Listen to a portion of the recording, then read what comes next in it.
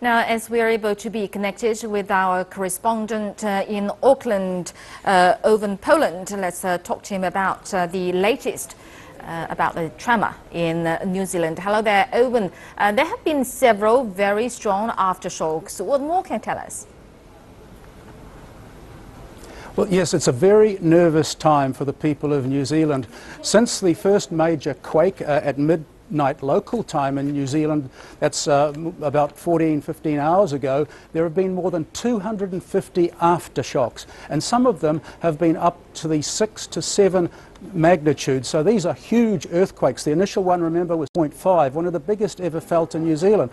Now, just to put these aftershocks in perspective, 5 years ago, Christchurch, our second largest city, was devastated by a 6.3 magnitude earthquake. Today we're getting aftershocks of bigger than 6.3, so these are massive, and scientists are warning that there is a 12% chance of another major earthquake within the next 24 hours. And remember, these quakes are happening on one of New Zealand's major earthquake fault lines, which runs up and down the length of New Zealand, so it's possible with these aftershocks that they might shift in any direction.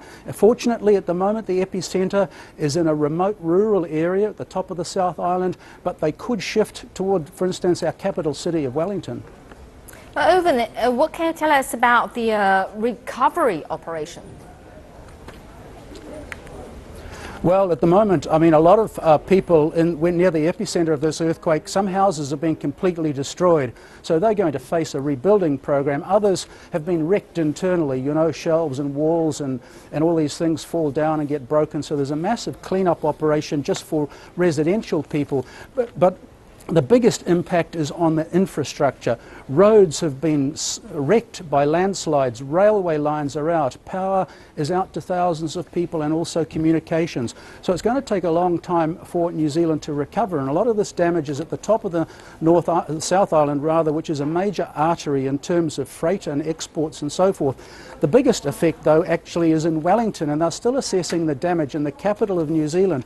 A lot of earthquakes happened there, but the buildings have been affected by this, and they're still looking over them. The port has been closed this morning, and ferries actually had to stay offshore. They were stranded with hundreds of passengers offshore because the ports had been damaged. The road and rail is out, so it's going to take quite a while to assess the full extent of the damage, but it's going to run into, I would guess, billions of dollars and take weeks and months to fix. Thank you very much, Owen Poland, reporting from Auckland. Do take care over there.